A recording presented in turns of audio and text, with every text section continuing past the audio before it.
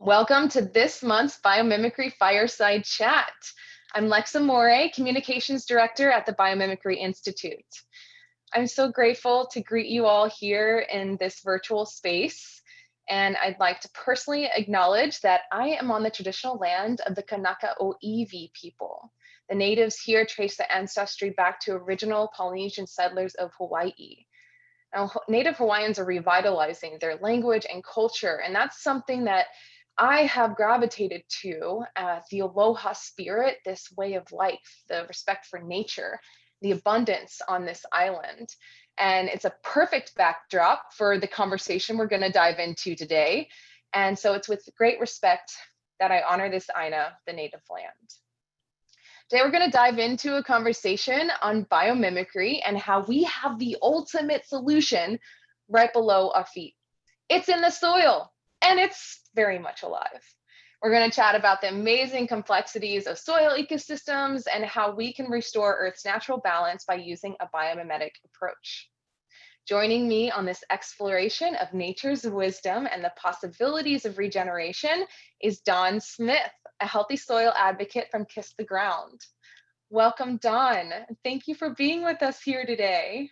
Hey, Lex, a pleasure. Looking forward to it. I've been so excited for this talk. I got my master's of science in biomimicry about 2 years now, and I've been working in the climate action space for a decade. And I am humble enough to acknowledge that I didn't know that the soil was alive until only about a couple months ago when I saw Kiss the Ground. And I understand this is an incredible oversight to my own education to not fully understand how connected we are to the ground below us. But what's amazing is we're going to dive in deep today because what I'm realizing is I'm not the only one. A lot of people didn't know what the soil chemistry was, what's happening down there.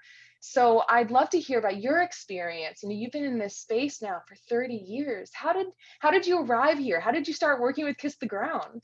Wow, you make me feel old. Um, I, I too didn't know, right? Most people don't pay a whole lot of attention to soil. They think, well, that's just the ground. It's inert. It's pretty boring.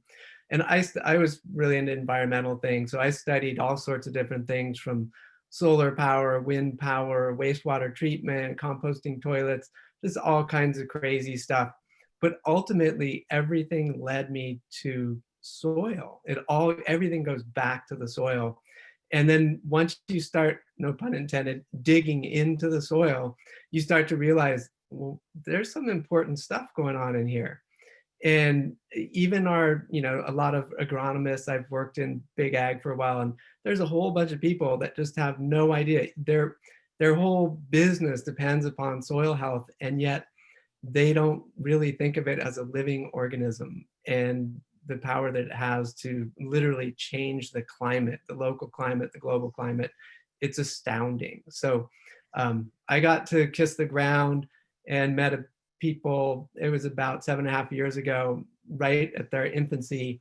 And they invited me to talk because I knew something about soil. I still like to say I don't know anything about soil, but I know more than most people.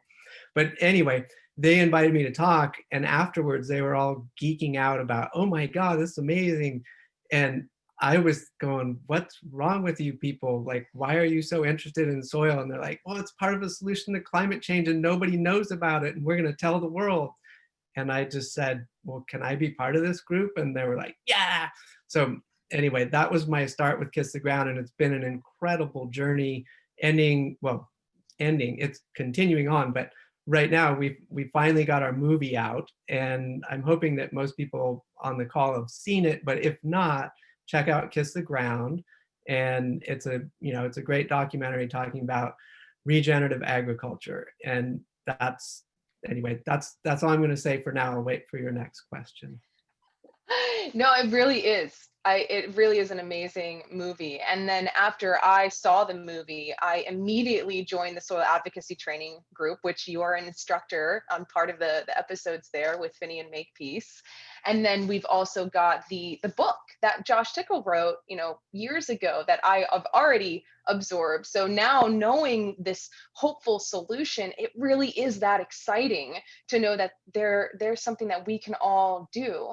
And from a biomimicry perspective, what's really exciting for me personally is this concept of reconnect, where soil can literally be in your backyard. It can be even in urban areas. There's ways to get creative to tap into that kind of ecosystem. And when we can find that place into nature, we can have so many health benefits, and there's so much hope and connectedness to be had.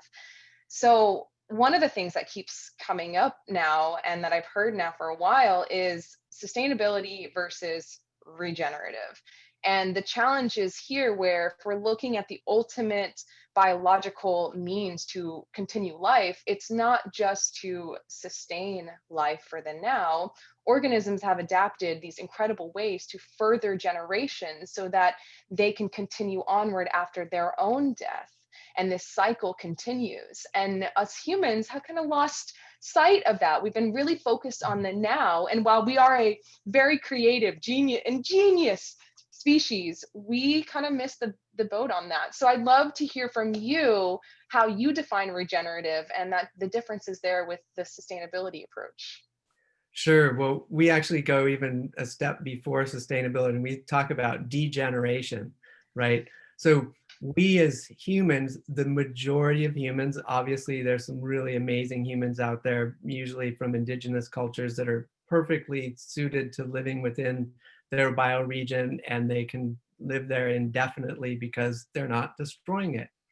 But mostly the dominant societies have come in and gotten rid of whatever those methods were and said, no, no, no, this is a better way. It's a very extractive, degenerative way, and that's kind of why we're in the crisis we're in.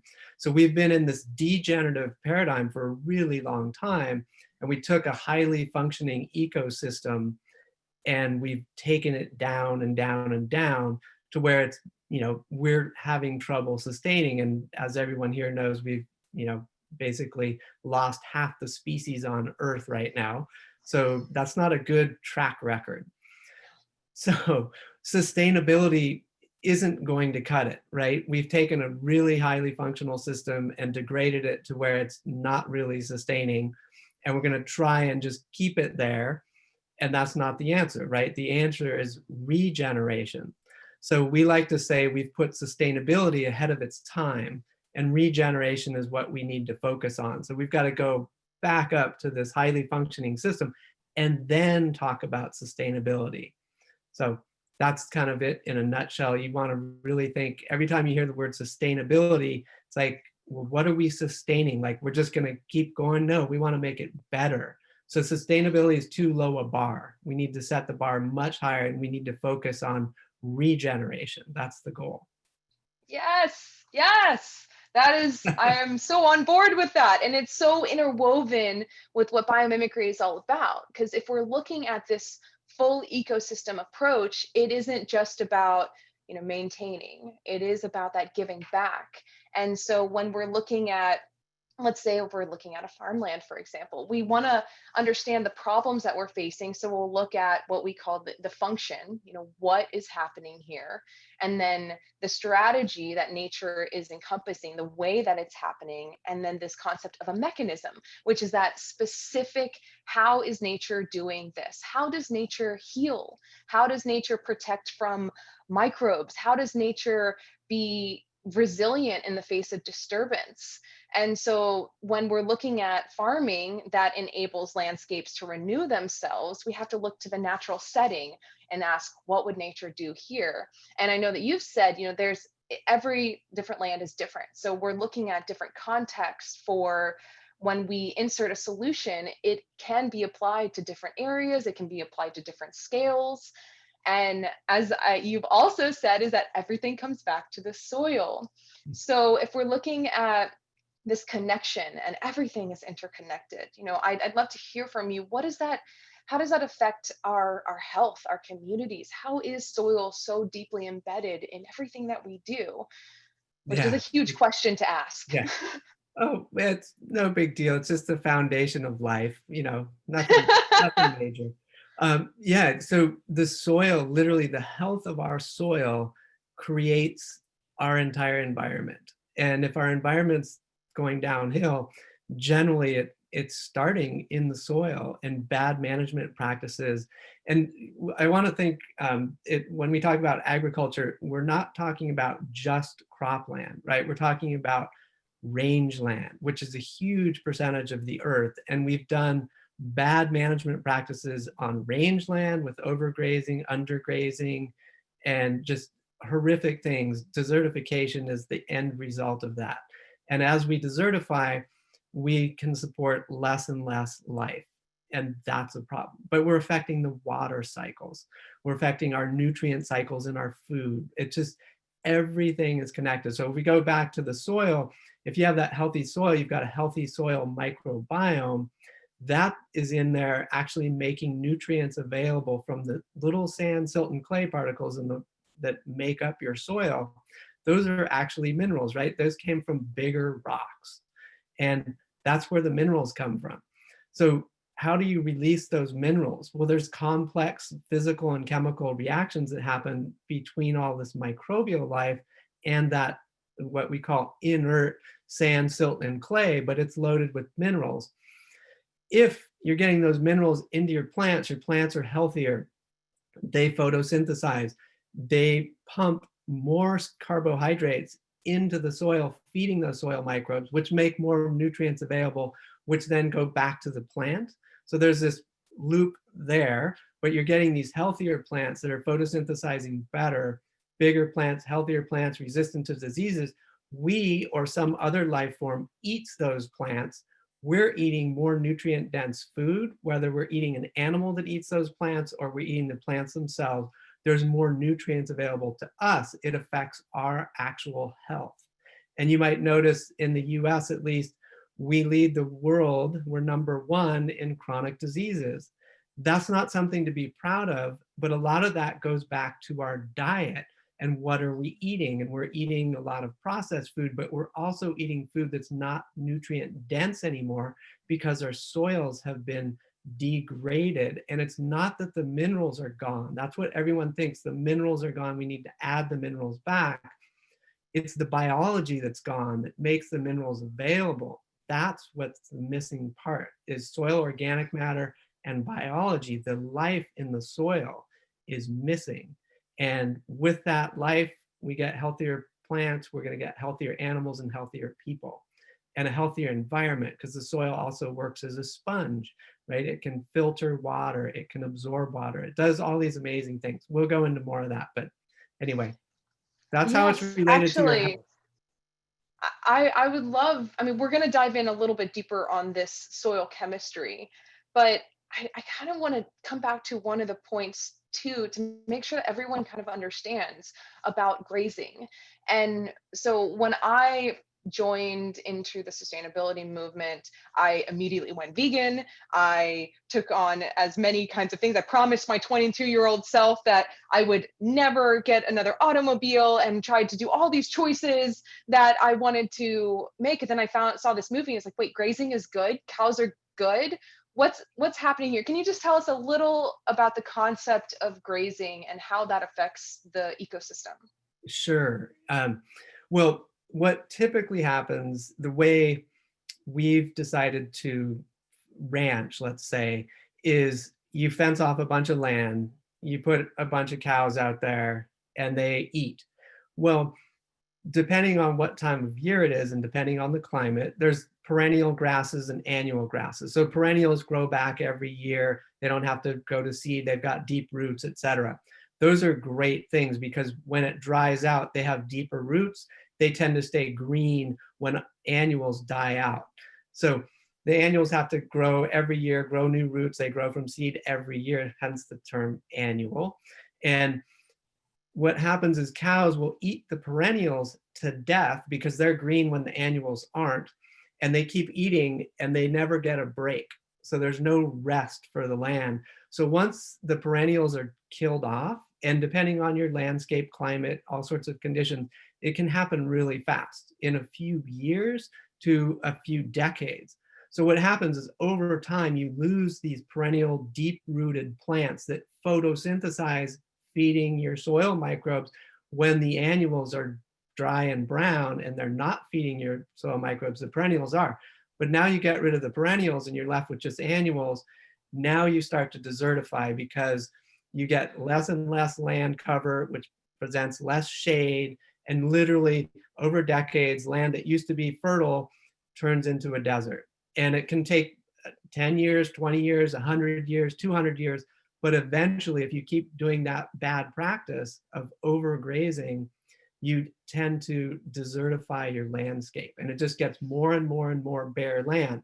Well, bare land has a bunch of problems with it because it's not photosynthesizing, it's not providing shade.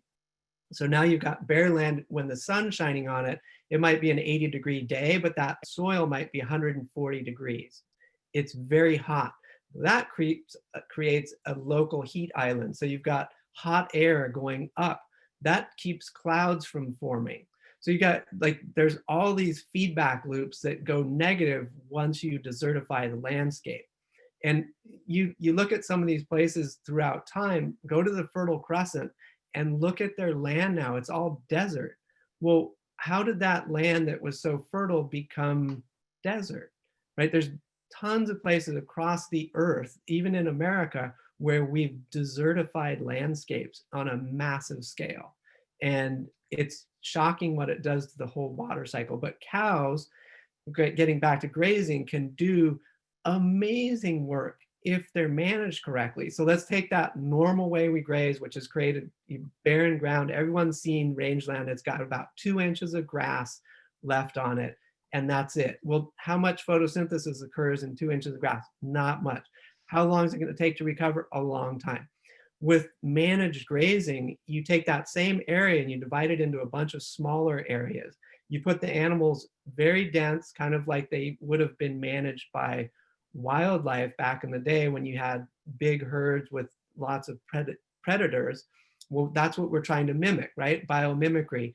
How do we create that same impact? Because the plain in the US, you could look to the Great Plains, those were some of the most fertile soil in the world. I mean, we had 20, 30 feet of rich topsoil, and that was with massive amounts of grazing animals, 60 million or more bison running around. But they moved in big herds. So why did it work? Because after they decimate an area, they don't come back for a year or two. And that area gets fully rehabilitated, and then they come back through again. Well, that's what we do on our rangeland. If you use a good practice that actually sequesters carbon over time, is you can take those cows, move them every day. Some farmers move them 3 times a day, and they're going to fresh pasture all the time. And they trample some of it, they eat some of it, and literally make the soil better over time as opposed to worse over time. And you can look at, if you want to look up white oak pastures, they have the first study that's shown that it's a carbon negative ranching operation, meaning they're putting more carbon when you factor in everything. They're growing cows with less greenhouse gas than any other, way of grazing cows. So it's pretty amazing. So the stuff works. It's not far-fetched. We know how to do this, and it's actually profitable for these ranchers that are doing it. So see, that just makes so much sense. Like when you explain it that way, there was this aha moment I had years ago when I first learned about the concept of biomimicry. And it's been a journey ever since, learning more and more. But honestly, this connection with the soil felt like that missing puzzle piece where it literally brought the whole earth together. If we're looking to really create clean air, clean water, clean soil, then that is how it affects every business, every human, everything that we touch. So thank you for explaining the grazing, because that's something that I think can help us also move forward in a positive way and understand the effects and how to use these practices to our benefit. And there's so much still we have to unpack. So for the soil, I'd love to go a little bit deeper because some of us on the call are very, very new to this concept. Could you give us a little crash course on these different components of really what's happening in the soil? And I know this would warrant an entire presentation, which Kiss the Ground has these available, but if we can go a little deep here to understand kind of what Sure, the interconnectedness is. the short version. Yeah, the Okay. short nitty gritty. So the main thing is, if you think of what makes up soil, most people, if you ask them, they get a few things, but they don't know everything. So a lot of it is air and water. That's important also. But sand, silt, and clay are going to make up the majority, and those are just small particles. They're different sizes, so we call them different things. We could just call them all the same thing, but it's divided into sand, silt, and clay if you want to get nerdy about soil. All of those have different kind of physical properties, clay being the smallest and sand being the largest. But that's kind of how they classify soils, as to, oh, if it's this much clay and this much sand and this much silt, that is a loam. Oh, that you have a clay soil. Oh, you have a sandy soil. So that anywhere on that spectrum, those are the three things they're looking at to classify soil. But that's not the exciting part about soil. That's kind of like the base part. That's what we would call dirt, right? It doesn't have any life in it. So the exciting part is this part that we call organic matter. And the organic matter isn't the sand, silt, and clay. It's everything that was once alive or is alive. So it could be a dead root, it could be a living root, it could be a bacteria, it could be a fungi, it could be an earthworm. All of those things count as organic matter. And it's the key to having healthy soil, is how much organic matter do you have? And I'll tell you why it's so important. One, the biology glues together those sand, silt, and clay particles. Now, what do we do typically as farmers? We'll skip ranching for a second and just focus on farmers. We're going in and we're tilling our land, right? We go in and we plow it up. We turn it over because we've learned that that's really helpful. You can get rid of weeds. This concept, it opens up the soil. Well, actually, yes, it does, and it does work for weed control, but it's also breaking up those aggregates that form. It's also destroying the homes for all that biology. So picture you're a little earthworm in there and someone comes through and just bulldozes your house. Okay, I got to start over. Well, if you do that enough times, you have trouble starting over, right? If someone where you live tore down your house all the time, you kind of go, well, this isn't working out for me. I'm going to move, right? Mm-hmm. So we've got issues with aggregation because of tillage, and then we apply chemicals, which also cause problems to that organic matter, because anything that's living that's covered in chemicals is going to have trouble. Just, you could drink some of these chemicals yourself and you find out you'd have trouble too. So we do a bunch of things that harm that organic matter. And then the tillage itself exposes organic matter to air and it oxidizes. So we get that means carbon dioxide is leaving our soil. We want it going the other way. We want carbon going into the soil, but it's leaving in the form of carbon dioxide. So this organic matter is, we've in most farmland, we're down below 2%. In the Central Valley in California, we're closer to 1% soil organic matter, which is tragic, right? This used to be 10 plus, it used to be double-digit soil organic matter. It was one of the most fertile places in the world. We still grow stuff there, but the soil is no longer fertile. It's really sad. So soil aggregation is key, but you need that life in the soil because that's what glues it together. Now that goes to erosion as well. So we want to talk about that. On average in the US, we lose 4 tons of topsoil per year per acre, right? So every acre of land is losing 4 tons of topsoil. Now that should be going the other way. We should actually be building soil as we farm. And you can. This is the exciting part. Like all this that I'm talking about that's bad, it can all be reversed rapidly. All we have to do is stop doing some of the things or do them in a more intelligent fashion, which is all what biomimicry is all about. If we do them intelligently, we're start building topsoil faster than we lose it, way faster, and we stop erosion. So now we got water infiltrating into our soils, because when it doesn't have organic matter, guess what? The rain comes, it can't soak in, it'll absorb half an inch an hour. When you have a healthy soil, it'll absorb half an inch in 4 seconds. 4 Incredible. seconds, right? 4 seconds versus an hour. So when we get a big rainfall event, which is now more common because we have more water vapor in the atmosphere, and it's raining 8 inches in a day or 12 inches in a day, our soils can't absorb it. It's just running off, carrying off topsoil, and that water doesn't go in to recharge our aquifer. It rushes back out to sea, and it's brown, dirty water carrying chemicals. So then we get giant dead zones at the mouths of all our rivers. It's like, it's so crazy. Yes, it is. It is crazy. I like to think about how, we could place blame. There's a lot of people in the environmental movement over the years that have been on the defense of all the things that we've done. But I look at, the Industrial Revolution as we are a very smart species. We created some amazing technologies. We just didn't really know the full effect of the harm that we were doing. But now we do. And now we can be smart again to create some of these solutions. So I'm so excited because it really Yeah. feels like there is this turning point that we're having. And the more people that are aware, the more people can get involved. The intricacies of soil, I was working on a project for biomimicry a couple years ago. We were looking at agricultural runoff and trying to find ways to filter the water. So how does nature filter? And we were looking specifically for phosphorus, nitrogen, and sulfur.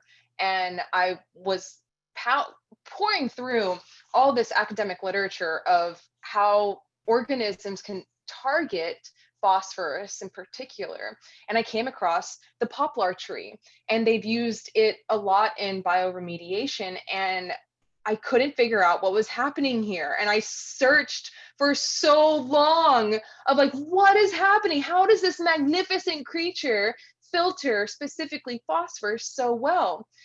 And we submitted the project. I ended up having to move on to another biological champion to slot in there. And then it wasn't until I learned about glomalin. And glomalin is the answer, this connective ability to work with mycorrhizal fungi. Tell me more. I just want to, I love glomalin. I want to hear more about it. Tell us this amazing creature here that we've got, or not creature, but really a protein of how it's working with us. Sure. So that's just, I mean, a lot of people have glommed on to glomalin, but it's one of many amazing things that happens in soil. And so mycorrhizal fungi, for those are new to that term, it's a mushroom. It's not a mushroom, it's a fungi, and it grows on roots. It actually has a symbiotic relationship with a root, and there's different types. There's ones that go inside the root, and there's ones that are on ectomycorrhizal. So there's endomycorrhizal, ectomycorrhizal, but bottom line is they're getting food from the plant root, and in exchange for that, they bring nutrients from the soil, and they can go into places that the plant root can't get. Plant roots are much bigger, root hairs are small, but they're much bigger than mycorrhizal fungi. So they're microscopic in size, and they're out there, these little miners, and they're working 24/7 doing mining operations, and it's on the external part, that little filament, it's called a fungal hyphae. That hyphae has glomalin, which is a glycoprotein on the outside, which is carbon-based, right? It's a carbon-based complex protein, but that protein helps glue sand, silt, and clay together. So it's like amazing. Like when you see how much of it is in the soil, it's phenomenal. Now, current agriculture typically doesn't support mycorrhizal fungi. We kill, it's dead, it's missing from our soils. It can come back fast though, just so you know. But anyway, glomalin's amazing, and it does bring in a whole bunch of nutrients, and it will take them to plants and share them in exchange for sugars and water. And then the other exciting thing about mycorrhizal fungi is we think humans tend to want to simplify everything, and it's way more complex. So you think, oh, the fungi is doing this. Well, guess what's at the tip of those mycorrhizal fungi hyphae is bacteria.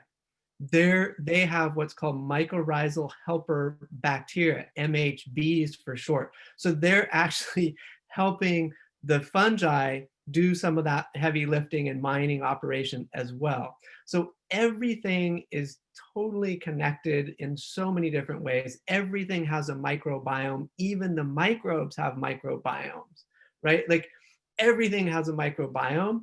And the faster we understand that we can't be disturbing microbiomes and expect everything to go well, right? We have to support microbiomes, whether you're talking about your own microbiome, which if you don't support, you will die. If you lost your microbiome, you would die. Well, the same is true for the soil. If the soil doesn't have a functioning microbiome, the plants that grow in it aren't going to survive. It's that simple. And the plants have their own microbiomes, and everybody's connected. We're all connected. Did We that cover are your all glomalin story? connected.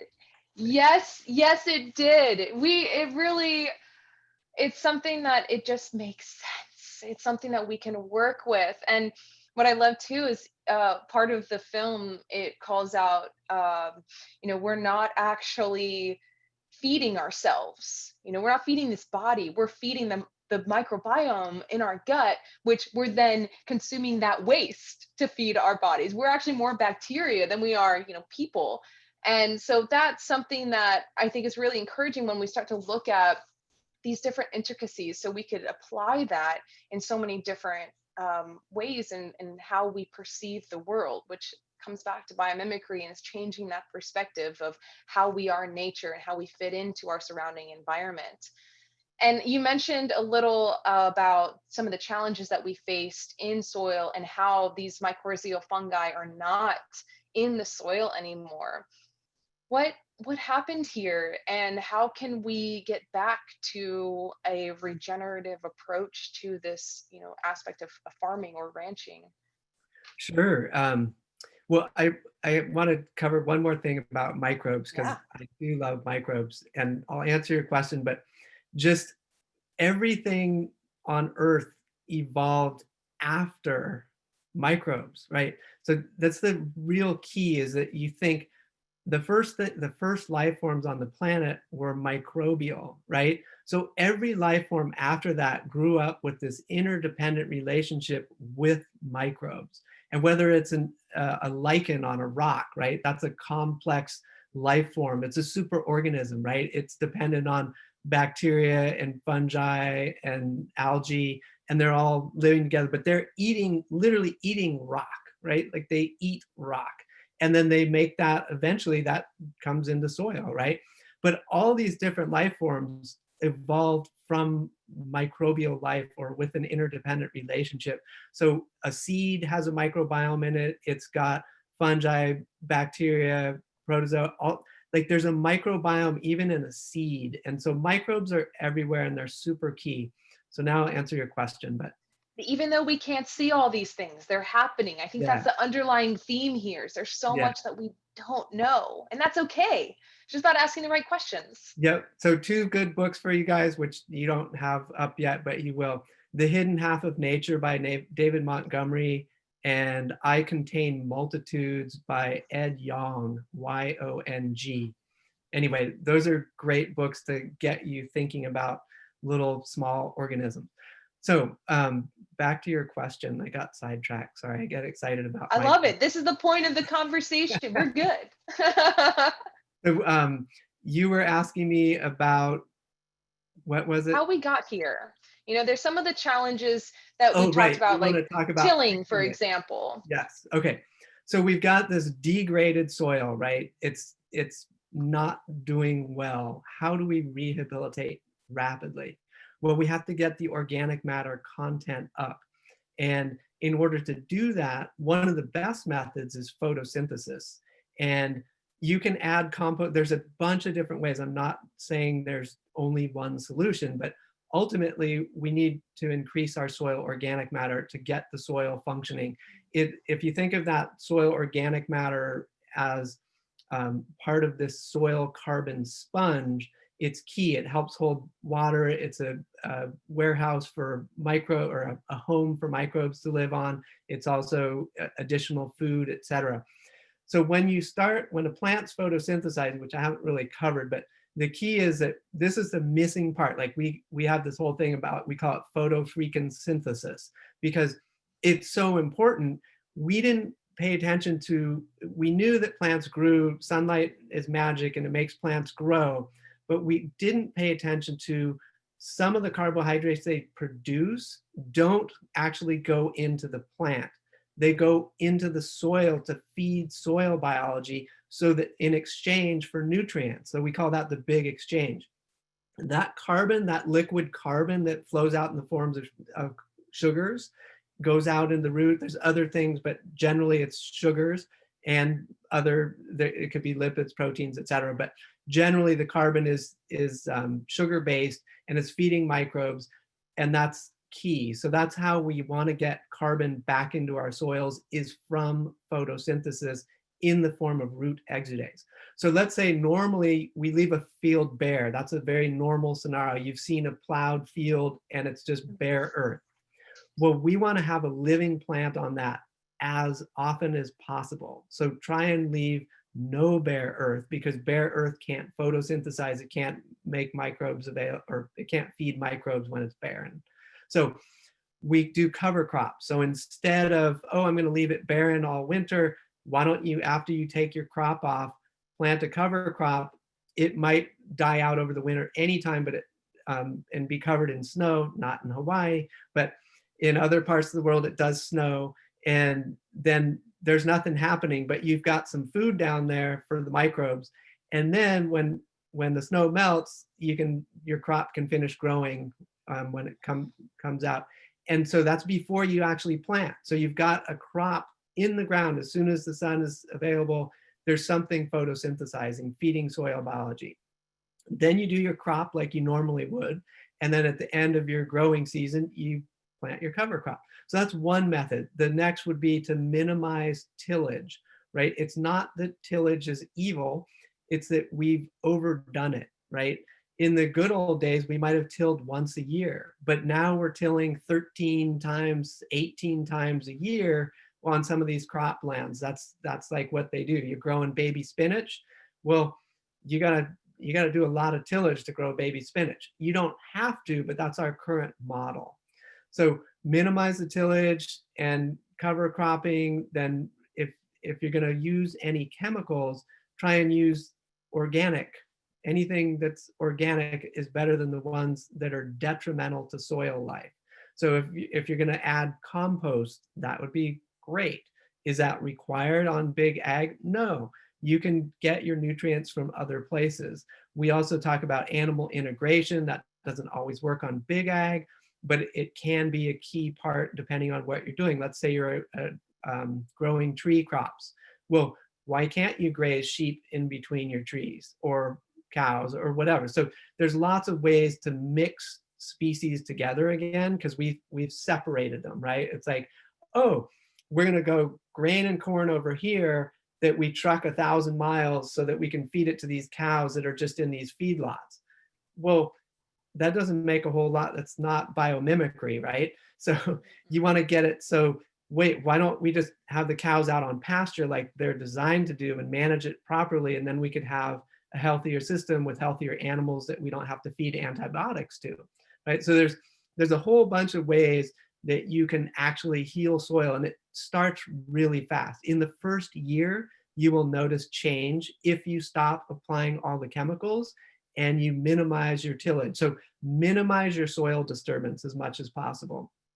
And then life comes, right? Life just shows up when you stop doing things that kill it, and you start getting soil biology back. You get earthworms back. I go out all the time on big farms, because I was working for a company that did stuff with big ag, and I would take a shovel, because that's what I like to do, and dig into their soil because I'm looking to see if they have any earthworms. Zero. This is most ag land. You will not find an earthworm on most agricultural soil, which is that should freak everyone out. It freaked me out. I mean, I'm looking at 10,000 acres and I can't find an earthworm, and there should be earthworms there, and there's none. So that's not a functioning ecosystem. That is not a functioning ecosystem. What do earthworms eat? Microbes. No microbes, no earthworms. So it's really easy to see healthy soil versus unhealthy soil, and we can build it back rapidly, building organic matter, whether it's through photosynthesis or whatever method, but you have to jumpstart the system, and then change happens fast. Yes, it is. Looking at those feedback loops, understanding what's happening, being locally attuned and responsive. So we really don't have to kill things to grow things. We just have to nourish Oh them. my God. Easy solution. Yeah. Yeah. So, Don, can you illustrate a picture? Tell us maybe a story of something that they took on this kind of practice and it's worked for them. At a large scale. Could be at a large scale. Yeah, So, let's go big. okay, so here's one that I love is Tony Rinaudo's work, which I think you have the links for to post.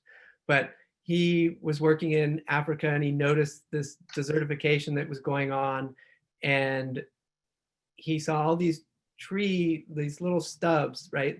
There'd be like 100 sprouts coming up out of the sand because this area used to be fertile and have trees, but they cut down all the trees, they overgrazed, and it desertified, massive scale. This is on millions of hectares of land, not just like 10, but millions. And he made this simple observation that, whoa, there's a tree down there, but all it can't really grow. So he cut out of 100, he cut all but 5, and he left 5 of these. So those 5 grew really fast, and then next year they could harvest one of them, and that was some firewood, right? And the next year they harvested another one, so now they're just 3. Well, on the 5th year, he had one 25-foot tree, which created shade. And I mean, this is happening at scale, but he created shade, which meant that grasses would grow in the shade, whereas they wouldn't grow where there was no shade. And then he could feed a little bit of cows, he got a little bit of firewood. And this spread by word of mouth. This was not government funds, word of mouth.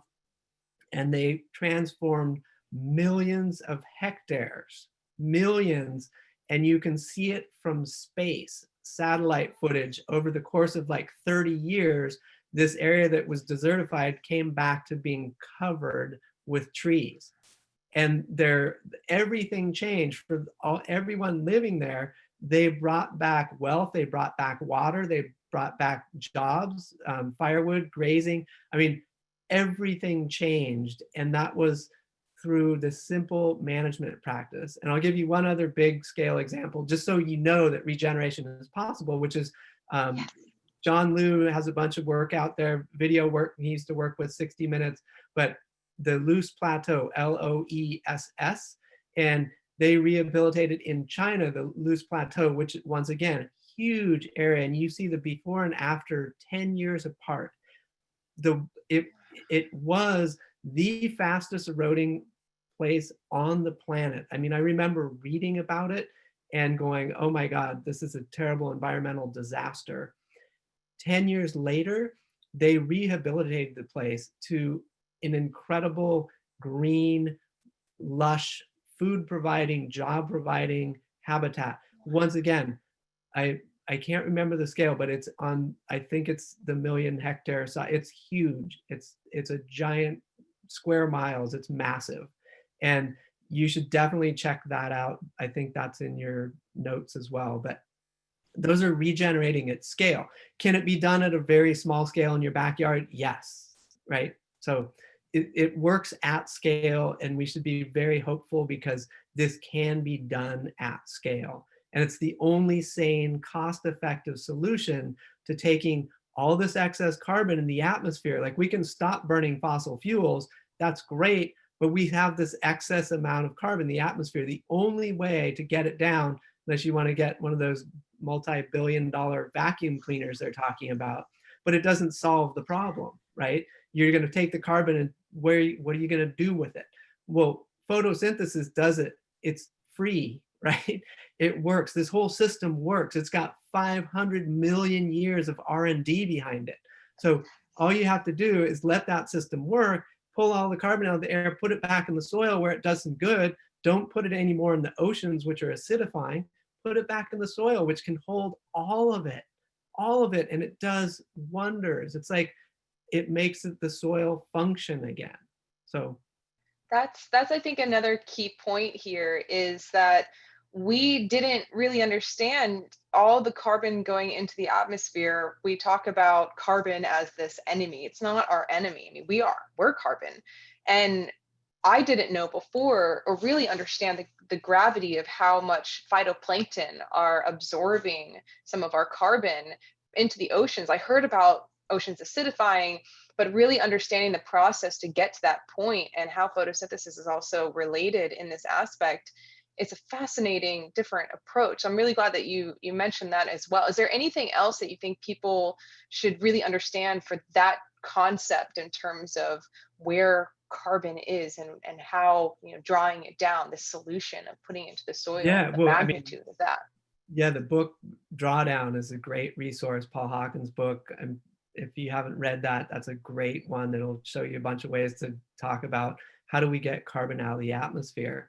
So it's key, just understanding the role that photosynthesis plays and how soils function. Like if all our land managers understood that and everyone, this was something that indigenous people knew. It was innate. It was just part of your understanding of life, was that everything comes from the soil and you just respect the soil, right? It's so simple. And now, everyone comes up with a brand, oh, we're permaculture, we're biodynamic, we're this, we're that. But ultimately, all those are based on the indigenous wisdom that was here before all that came to be. So really, everyone needs to get educated on how soil works. I know it might sound boring, but it's like the coolest thing ever once you understand how life should function. If you paid attention to the soil, your life, I mean, it's like the abundance that's possible is insane. It's like the backdrop on the picture behind me, right? We've got two worlds there. There's a regenerative model and a degenerative model. And it's like, it's pretty simple to guess which one you want to be on, right? So Right. we can do this, and really everyone needs to do a little bit of education on soil, because then you start paying attention to your food, which is the key to it Mhm. all, right? We're all consumers. Well, what are you buying with your food dollars 3 times a day or whatever? You're making a conscious choice of the future you want to see.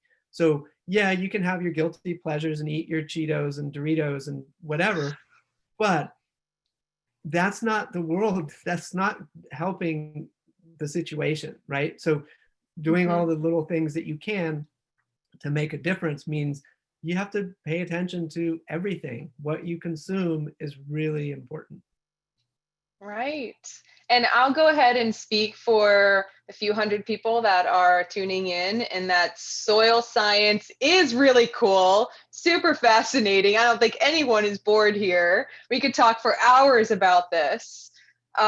When I saw actually the biggest little farm several months ago, I remember thinking, oh, this is something that I would love to go and do myself, except I don't think I want to take on this grand endeavor and it's way too big for me. Okay, so now I'm back in my own little place and I've got my backyard, and what can I do? This concept that you're talking about and the way that you're explaining it, it gives me hope that it can be applied. So what can an individual do, or what can people do to get started in their communities or at home and tapping into the resources and research available to learn what's going to be fit for their local environment? Sure. And as you mentioned before, like context is so important. And for some people that word is like, well, what are they talking about? Context. It just means wherever you are, right? Your situation is unique. Your backyard, and it could be so unique that this part of your yard is different than that part. Like soil changes very rapidly, and so you can have one part that's dry and one part's wet, one part's got clay, but the concepts are simple. If you are going to grow any of your own food, which I encourage everyone to do, because you'll learn something about life, right? When you plant a seed and you watch it grow and then you actually eat something that came from that plant, it tastes better, guarantee you it tastes better. It might be hard work, you might fail the first time you garden, but then you have even more respect for farmers. And how the heck, they're the hardest working people I know. They're amazing. And anyone that thinks like, oh, well, you're making fun of farmers or something, it's like, no, I have the most respect for farmers. They've been taught the wrong information for a really long time. And the whole system is geared to get you hooked on whatever we call conventional ag. It's unfortunate, but that's the system currently.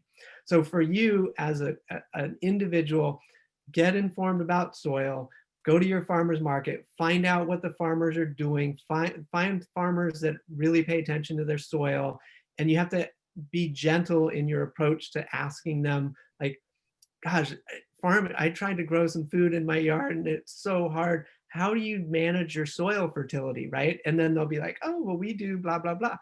And you can find out things without going, do you use chemicals? Because the farmers work hard, and any farmer at the farmer's market, they're really working hard, because not only did they get up at 2 in the morning so they could get to the farmer's market and set up, and then they have to tear down at the end of the day and then go back and farm, right? It's like a brutal existence. So respect your farmers, get to the farmer's market if you can. If that's not an option, try and find at your grocery store, if you can seek out, at least organic, but try and learn a little bit about where your food comes from. If you're not composting, start composting, or take your waste that is compostable to someone that is composting, or put it in your green bin at least. Don't just throw it in the trash.